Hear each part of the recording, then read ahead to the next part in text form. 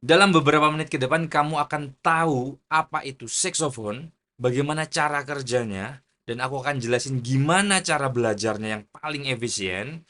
Dan kalau kamu emang benar-benar serius, kamu akan aku temenin untuk bisa milih saxophone yang paling pas buat kamu karena jangan sampai salah beli saxophone. Nah, jadi yang pertama kita akan bahas adalah gimana cara kerja saxophone itu ya. Nah, saxophone itu ada tiga part besar teman-teman ya. Yang pertama itu bodinya dan ternyata bisa dilepas necknya. Nah, ini part yang kedua. Oke, kita taruh part body saxophone-nya dulu. Nah, neck ini yang menghubungkan sumber suaranya. Jadi sumber suaranya saxophone tuh dari bambu teman-teman.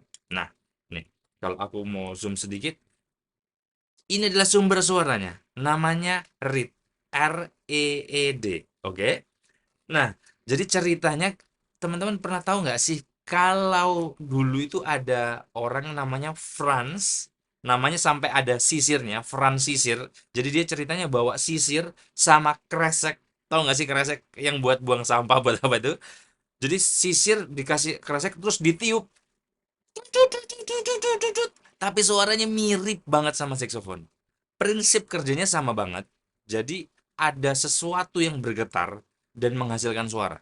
Nah, di saxophone adalah bambu ini, ya. Nah, jadi bagaimana cara kerjanya? Ingat part kita tadi, neck saxophone.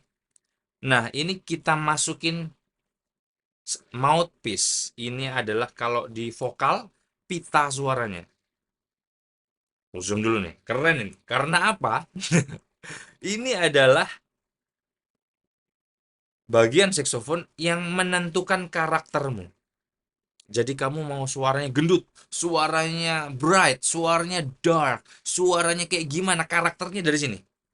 That's why ini adalah part yang mahal kalau kamu mau ganti karena ini menentukan warna suara kamu. Jadi ada yang sampai satu mouthpiece harganya 15 juta. Lebih lebih mahal daripada saxophone-nya. Gitu ya. Ini namanya mouthpiece, mouthpiece. Kalau di vokal dia adalah pita suara, penentu karakter. Next. Jadi mouthpiece ini dimasukin. That's it. Kira-kira biasanya nih sisain sekitar 1 cm dari paling belakang. Jadi aku ulang ya. Ini kan ada cork istilahnya. Masukin sampai kira-kira disisain 1 cm. Diputer, dimasukin, puter, dimasukin, puter, dimasukin. Kira-kira kayak begini. Ya, ada sisanya. Nah, selanjutnya kita akan pasangkan reednya tadi, si bambu, oke, si bambu ke mouthpiece-nya. Dipasangkan sejajar, ya. Jangan terlalu naik, jangan terlalu kurang begini. Sejajar, oke. Nah, supaya nggak jatuh, namanya ligatur. Ligatur. Nah, ini juga ada yang versi karbon yang kayak begini nih. Ya, lumayan mahal. Yang lokal punya ini sekitar 1 jutaan. Ada yang brand gede itu 10 juta just for this. Oh my god. Ya. Tapi kalau kamu beli saxophone baru pun akan dapat ligatur basic. Nah, kita pasang, pastikan sejajar, terus kita kencangkan. Make sense? Dari sini kita punya reed, yes, mouthpiece, ligatur supaya nggak jatuh, dan neck. Dari sini aja kita bisa belajar tiup, oke? Belajar tiupnya, posisinya yang paling penting. Ingat, kalau kita belajar, yang bahaya adalah kita ketika kita belajarnya salah. Akhirnya tekniknya udah terbiasa. Jadi kita terbiasa salah. Itu susah. Karena aku dulu ngalamin. Jadi aku dulu 15 tahun yang lalu, aku belajar sendiri, aku belajar karena mimpi, percaya apa enggak? Dari drummer, mimpi langsung jadi saksofonis. Nah, jadi aku nggak tahu siapa-siapa, karena aku barusan merantau, nggak tahu siapa-siapa, nggak kenal siapa-siapa, jadi aku harus belajar sendiri. Nah, waktu itu media belajarku cuma YouTube only, YouTube only. Nah, aku rasa at that time 15 years ago, kayaknya semua video tentang YouTube tentang saxophone aku sudah nonton tuh. Nah, sampai masih nggak jelas karena waktu itu sedikit banget kan. Jadi aku trial and error. Salah satunya yang aku salah dan menjadi kebiasaan yang salah, yang setengah mati diganti adalah aku niupnya salah, posisi embouchure. Nah, ini yang paling penting ini. Jadi aku dulu niupnya terlalu neken. Nah, ternyata niup saxophone tuh harus relax, guys, supaya sound yang kita hasilkan bisa tebel dan stabil dan panjang. Jadi aku kasih tahu yang benar. Gini caranya. Bagian atas gigi. Sebenarnya ada style lain yang pakai lip juga. Oke? Aku pribadi pakai gigi. Oke? Nah, yang bagian bawah pakai bibir. Ada. Jadi gini. A, A. Oke? Nah, terus dimasukin di mouthpiece-nya seberapa? Roll satu jari. Ini mouthpiece kan? Aku deketin ya. Taruh, ini kan ada bagian yang turun. Taruh satu jari kamu di sini. Then, gigimu masuk. Ini miring ya. A, A.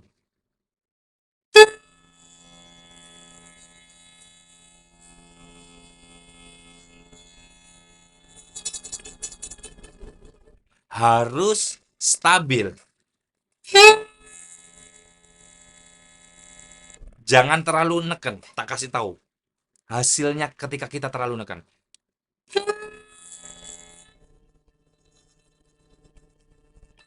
Si nggak bisa stabil suaranya. Kenapa? Karena kita tekan reednya. Jadi udara yang masuk nggak bisa bagus. Padahal kalau kita naik motor atau mobil nih, bensin utamanya itu udara yang masuk. Jadi udaranya ada lubang sedikit situ, istilahnya opening tip, udara yang masuk harus banyak banget. Harus steady, harus full gas istilahnya supaya bisa stabil. Awalnya gitu ya. Nanti kalau kita ngomongin dinamika dan lain-lain, another case. Tapi awal full gas dulu. Jadi kita ambil nafas full, kita buang full. Nanti ada tekniknya untuk pernafasan. Nah, dari sini aja ada pertanyaan nggak sih teman-teman? Jelas ya, aku ulang sekali lagi. Ada reed, dia vibrate, kamu tiup, terus dilewatin sama mouthpiece. Mouthpiece adalah karakter utama gimana suara saksofonmu, dan dia masukin ke neck supaya di enhance suaranya supaya lebih gede. Dan terakhir kita baru masuk nih ke body saksofonnya. Bodinya nanti menentukan not apa yang keluar. Ya, kita sekarang masukin. Nah, ini sudah jadi satu part. Kita kencangkan. Nah, kita langsung ke fingeringnya sekarang. Jadi fingering itu simple. Kalau teman-teman pernah belajar recorder yang itu exactly the same. Aku buktikan. Nah, jadi bisa kelihatannya ada gambar di sebelahnya ada fingeringnya. Yang ini tangan kiri ya teman-teman. Ini tangan kiri. Ada 4 button situ, yang dipencet cuma 3. Telunjuk di sini, jari tengah di sini, jari manis di sini. 1, 2, 3. That's it. That's it. That's it. Yang pinky nanti akan bertanggung jawab untuk yang bagian sini. Tapi yang utama 1, 2, dan 3. Make sense? Nah, 3. Tangan kanan pun sama teman-teman. 1, 2, dan 3. Udah. That's it. Nanti pinkinya akan bertanggung jawab 2 ini. Tapi yang utama 2, 3 ini aja. Jadi aku ingetin, 3 kiri, 3 kanan. That's it. Oke. Gampang ya sejauh ini ya. Nah, jadi aku tunjukin bagaimana kita meniup C. C middle. Cuman jari tengah ini aja, teman. Tangan kiri, jari tengah. Yang lain aku giniin supaya nggak bingungin ya. Tapi posisi benernya gini. Walaupun nggak mencet, harus tetap standby di atasnya. Nggak boleh gini. Ya, harus standby. C, ini C. Ya, kita tiup panjang. Jangan lupa nanti kalau kita belajar lebih detail lagi, harus ada tuner yang menemani kamu, supaya kamu tahu niupnya itu benar atau salah. Ya, C, tiup panjang.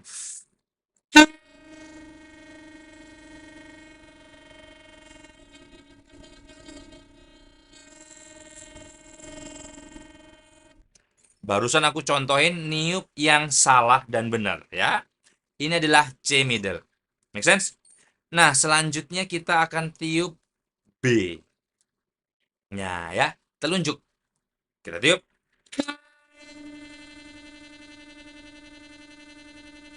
Oke. A. Selebihnya kita akan tinggal nutup satu-satu jari. Aku ulang ya. C, B, tutup satu lagi. A, tutup satu lagi. G, tutup satu lagi. Tapi ini tetap pencet ya. Tutup satu lagi.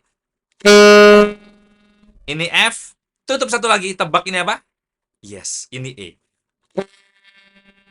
Tutup satu lagi. Ini apa? D. Tutup satu lagi. Ini apa? C. Si, cuman nutup, nutup, nutup, nutup, nutup, nutup, nutup. Kita coba sekarang scale naik dan turunnya ya. Do, re, mi, fa, sol, la, si, do, si, la, sol, fa, mi, re, do.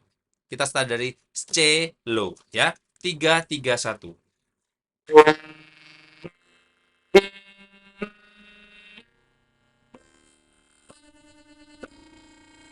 Si, dilepas satu-satu aja. Nah, kita coba turun.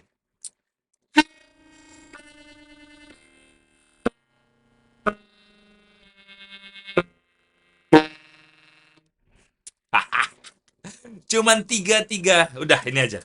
Nanti ada cello, ada pinkinya. Nah, sejauh ini aku bilang, rumit nggak sih fingeringnya? 3 kiri, 3 kanan. That's it. Yang pinky-pinky anak cuman tambahan. Nah, ada pertanyaan nih, gimana kok kalau crash-crash mirip sama piano sebelah-sebelahnya? Example. Contoh ya. G, ini G. G yang mana? Yes, 3. 1 2 3. Ini G, Garuda G ya. G crash gimana? Nih, pinky nih. Ini G crash. Ya kan? G crash. Contoh lagi F F F. F itu kan 3 1 ya. F crash-nya gimana? Sebelahnya. Ini F crash. Si, gak jauh. Jadi mirip banget sama piano. Urut kan? Gitar juga urut kan? Saxophone juga gitu. Jadi kalau kamu dari pemain keyboard, pemain gitar, pemain bass, pemain melodik yang lain ke saxophone, let's go. Gampang banget tangannya. Make sense? Cuman satu hal yang aku mau pesan, kita harus latihan otot mulut. Kenapa? Karena kita akan niup supaya stabil, harus nahan. Kalau nggak kuat, itu tadi.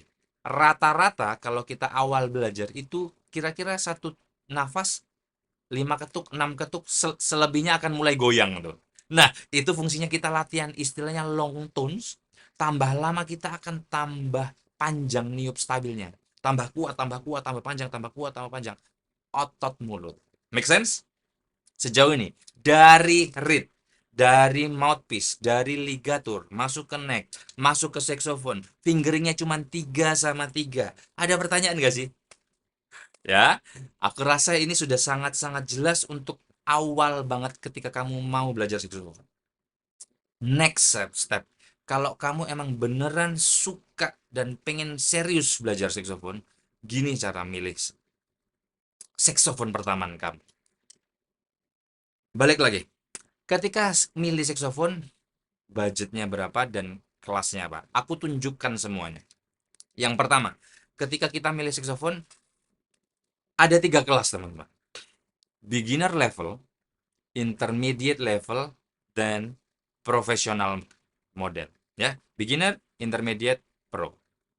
Jadi gini, kita ngomongin brand yang terbaik sudah.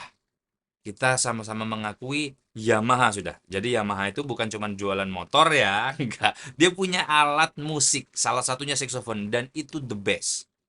Salah satu the best ya.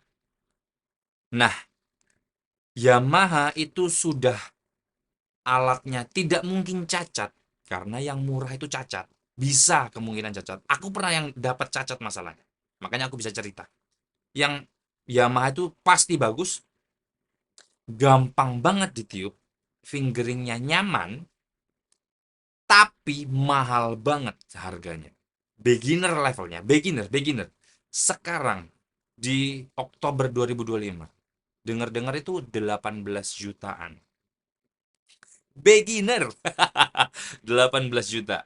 Jadi emang mahal, tapi emang bagus. Kalau kamu punya privilege, beli Yamaha sudah. Tapi kalau kamu nggak punya privilege itu, kita akan cari saxophone beginner di bawah 10 juta. Bahkan di bawah 5 juta. Minusnya cuman, aku kasih tahu, fakta pahit. Saxophone murah, ada kemungkinan dia cacat. Kayak aku tadi cerita, aku pernah dapat saxophone cacat loh. Serius, cacatnya itu ditiup bunyi. Nggak bisa dicuning tapi. Hmm, hmm. Jadi fals. Kamu mau main sama siapa kalau kamu niupnya fals suaranya kan? Jadi cacat itu gitu. Terus fingeringnya kurang nyaman, kurang ergonomis atau apa. Niupnya sedikit, sedikit ya, sedikit lebih berat daripada, lebih susah lah intinya. Untuk mengontrol niup saksofonnya. Kalau saksofon yang bukan Yamaha lah istilahnya ya. Tapi yang brand-brand gede ya tetap sama. Kita ngomongin yang under 10 juta yang murah. Baik, biasanya China, ya. Habis itu ada kemungkinan cacat, niupnya berat, fingeringnya ini, dan biasanya itu umurnya pendek. Umurnya pendek itu maksudnya apa? Kan saxophone itu kan ditutup-tutup tadi kan pad yang nutup. Padnya itu kurang bagus. Jadi harus dalam beberapa waktu lebih cepat untuk harus diganti padnya. Istilah saksofonnya adalah overhaul. Atau istilah mobil, turun mesin. Nah, begitu ya ceritanya. Nah, makanya waktu itu aku pribadi, ceritanya kenapa aku bisa sampai punya, ini kan Laude Music nih. Aku sampai punya Laude instrumen tuh ceritanya gini. At that time, kira-kira 2 tahunan yang lalu, 2-3 tahun yang lalu, aku di gereja, dan gerejanya lagi mengadakan misionaris atau bantu-bantu gereja lain, bantu bantu manusia lah intinya gitu ya, bantu sesama manusia. Nah, aku langsung tanya, aku bisa bantu apa ya untuk bantuin yang lain? Karena kepikiran lah untuk aku ngajarin saxophone untuk orang lain dengan gratis. Makanya ada free class. Nah, di free class itu akhirnya aku ngajar di teman-teman di Surabaya di onsite, belum ada online waktu itu. Di onsite akhirnya ada belasan orang, hampir puluhan. Nah, yang belajar saxophone. Akhirnya habis itu setelah free class selesai, banyak orang yang suka loh main saxophone. Tapi emang kayak aku cerita tadi, too pricey, harganya mahal banget. Makanya aku sampai mikir, ada nggak ya saxophone yang murah tapi nggak murahan, yang murah tapi nggak mungkin cacat, yang bahannya bagus, yang gampang ditiup kayak gitu, ada nggak sih? Akhirnya kayaknya aku nyari-nyari nggak ada brand yang kayak gitu. Terus ada ide bahwa kayaknya bikin sendiri mungkin nggak ya, gitu. Jadi aku waktu itu email almost full, kalau boleh aku bilang hampir ratusan pabrik saxophone. Aku email dan akhirnya ada salah satu pabrik yang mau support. Aku mintanya ini speknya. Aku miripin sama Yamaha sih, jujur nih. Aku miripin sama Yamaha, fingeringnya segala macam, padnya gampang ditiup. Akhirnya muncullah Laude instrumen itu. Nah, jadi Laude instrumen itu di kelas beginnernya gold. Kalau Yamaha tadi 18-an, di Laude instrumen di angka 6 jutaan. Ya, setengahnya aja enggak. Dan itu di Laude instrumen sudah aku jamin karena aku tahu barang, aku yang bikin. Tak garansi 1 tahun. Kalau ada apa-apa, balikin ke aku. Cuman kalau jatuh ya salahmu ya. Jangan kalau jatuh jadi aku yang salah. Gitu ya. Jadi sekali lagi, kalau teman-teman emang serius belajar saxophone, serius mau mulai sekarang, harus punya saxophone. Kalau kamu punya privilege, go to Yamaha, Weissenberg, atau apa yang kelasnya emang mahal. Istilahnya gitu ya. Mahal tidak mungkin menipu. Atau kalau kamu belum punya privilege untuk itu, di Laude instrumen aja. Itu barang murah yang aman. Walaupun itu barangku sendiri ya. Aku jualan, iya. Cuman aku sudah nyobain banyak saxophone guys. Dan aku nggak suka bohong. Kalau mau main aja ke Surabaya, main ke studio, cobain sendiri, aman. Ya. Dan di sini kita juga ada repair. Jadi kamu nggak usah bingung kalau kamu saksofonnya kenapa-kenapa. Bahkan kalau kamu, kok ada sesuatu, aku mau jual lagi saksofonku, aku ada buyback. Jadi aku benar-benar care sama kamu yang pengen belajar saksofon, apapun kondisi kamu, yuk aku bantu. Make sense ya? Nah, bahkan kalau kamu emang benar-benar serius, aku ada promo khusus untuk kamu. Kalau kamu pengen dapatkan promo khusus itu, go ke admin, ceritain kondisiku gini-gini ini, aku pengen main saxophone bener-bener, kita coba ngobrolin ya. Sekali lagi thank you udah ikut dan lihat di video ini. Aku rasa teman-teman harusnya sudah bisa mengerti tentang saxophone dari reed, mouthpiece, ligatur, masukkan neck, ini fingeringnya cuma 3 dan 3, cuma 3 sisanya keras-kerasnya akan di sebelah-sebelahnya. Habis itu cara milih saksofonnya gimana supaya nggak salah beli. Dan kalau kamu emang beneran serius, sekali lagi, yuk konsultasi aja sama aku. Konsultasi ke admin, kamu maunya gimana, butuhnya gimana, kita akan bantu kamu supaya kamu nggak jadi aku yang dulu. Karena dulu aku susah banget belajarnya, susah banget kalau ada saxophone rusak, susah banget mau belajar. Yuk, aku bantuin kita sama-sama belajar saxophone dengan efisien dan fun, ya. Aku rasa gitu. Sampai ketemu di kelas dan God bless you. Happy practicing.